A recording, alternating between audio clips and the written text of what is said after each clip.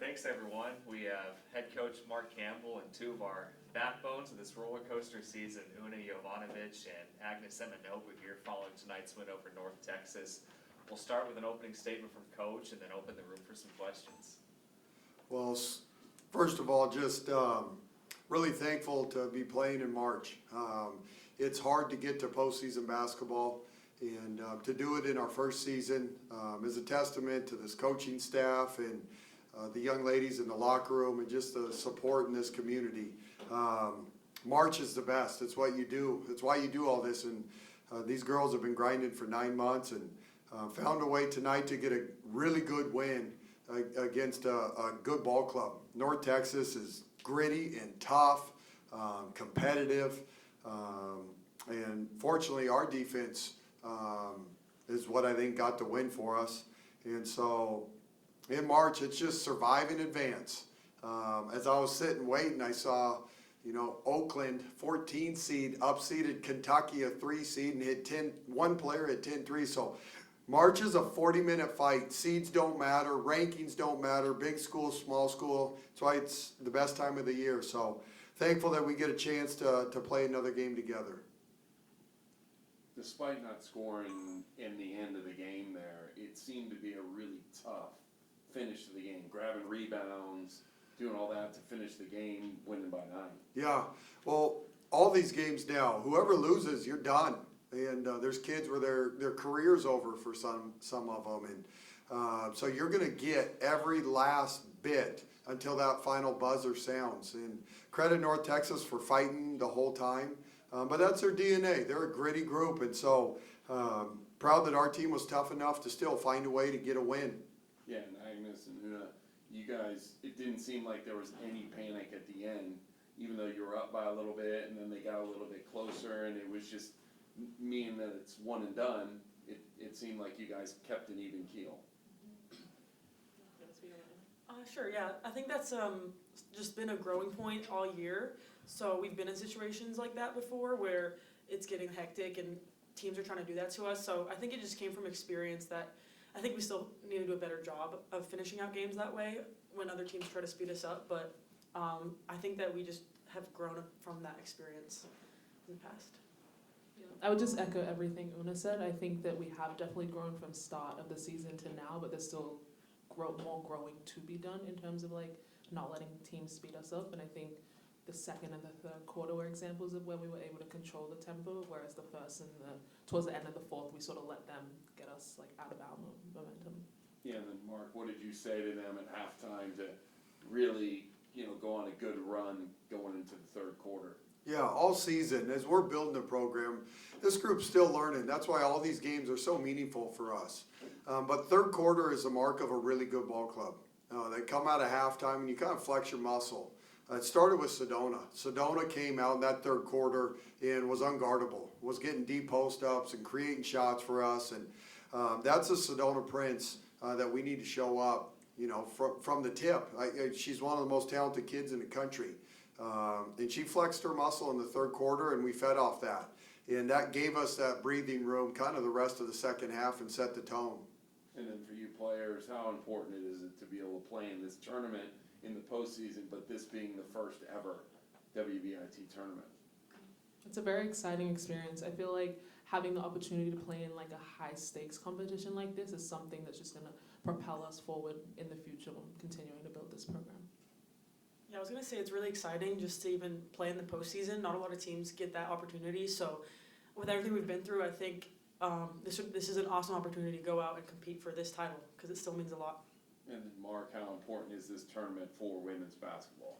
Oh, huge, because the NCAA didn't have a secondary tournament. And so just pumped to be a part of it. It's been first class already. Those teams that make it to Indy, it's going to be a really cool experience at Hinkle Fieldhouse, and the semifinals, the championship will be there. So we're really excited to be a part of it. It's a huge step for our program, not only to be in it, but to advance in this. And we're doing everything we can to get to Indy. We got 2 more games, and obviously Mississippi State down there in Starkville is going to be a tough battle, and that's a really good ball club. But I'm glad that the NCAA got things right and created this event, and they've been first class. Yeah, last one for me, just speak to Mississippi State a little bit. Yeah, Mississippi State played in the NCAA tournament a year ago. They were one of those bubble teams. I think they were the first 4 out. And so they have a great coaching staff, know them well, but they're athletic, they got size. I mean, that's a good SEC ball club. And so on the road, it's going to be tough. Down there in Starkville, that's the show, so it'll be a great crowd. So we got our work cut out, but I know our group will get ready. We got the scout, and tomorrow we'll start working on it, but it's a quick turnaround. Postseason's the best, you guys. You play a game, you got a recovery day, film session, walkthrough, and then you go compete. But is it a little different playing in the postseason and trying to plan all that stuff versus just a regular game? Yeah, there's no background. I mean, you're now just playing teams that you really know nothing about, and you got about 48 hours to put together a scouting report and go and do it. And so it's exciting. It's the best, you guys. Best time of the year, and we're going to keep seeing if we can survive in advance. Lampkin seemed to give you guys a little bit of problems, 24. What did you see from her today for her to be able to put up 24? She's just a tremendous player, and she's been doing it all year. That's what good players do. She's been the key on everybody's scout, and everybody's trying to slow her down, and she continues to deliver. But she's so versatile, has an incredible motor, has a great touch around the basket, and we knew she's a really good player. And she's delivered, and she did it again tonight. We made her earn her bucket, so I think she took 23 shots to get 24 points, and so at the end of the day, it's one of our best defensive efforts as a team. I mean, we held them to 34% from the field and 12% from three. If we can do that in March, you're going to win a lot of ball games. And so Lampkin's a heck of a player, very special player, and thankful that we were able to find a way to get it done, though. For the players, I just want to know, women's basketball is being put on the map right now. Shaq just put out a tweet that women are excelling the men. What does it feel like for y'all just to be a part of this new era, especially with women's basketball being put on the map? I think it's incredible. I feel like as a senior, it's just been awesome seeing the progression from 2020 where, I think Sedona put out a TikTok where it was, the gym at March Madness compared to, the men's gym. So I think just having that growth and, people recognizing, you have NBA stars tweeting, like you said, and, just talking about women's basketball. It's awesome. It's great to be part of it. Yeah, I think it's so exciting.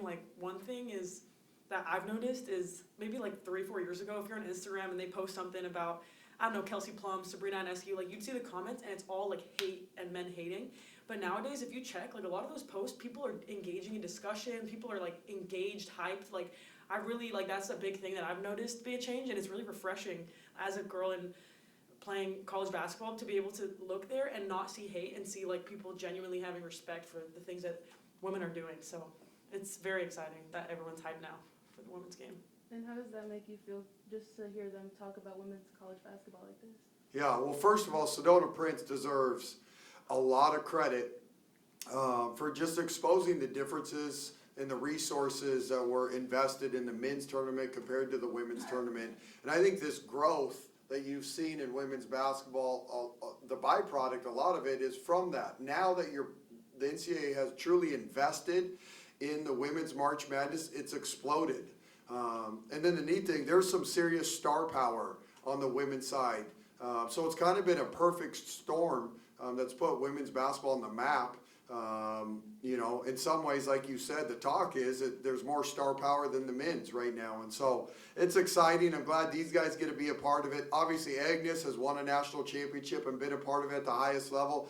For Una, this is her first taste of March Madness and first time playing in the postseason. And so it's an exciting time. And again, this is a springboard. This whole year is a springboard for what's being built here. I think you guys are a really good example of one of those teams that are the forefront of the next generation or the next era. Just because you went viral earlier this season, do you look back at that now after an early win in this tournament and say, how did we get here after that? Yeah, it's kind of been all these little moments, Sedona was the very first one that showed up here. and nobody really knew she even had a year of eligibility left, and she, you know, has millions of followers, and so that was like the first major one. And then you go 14-0, and it's the best start in school history, and you have all this momentum and national media, and then we have the injuries, and all of a sudden you're going viral because of open tryouts. And then you get the Haley Cavender commitment, who is one of the best point guards in college basketball, and has a huge social media following. And so there's just been all these special moments as we're building this thing, and for this group to survive, navigate it all, get to the postseason, like you said, I think we're on the cusp of something really special that's brewing here, and a force that's coming in college basketball. Anything else for these three? All right, thanks everyone. Thank you.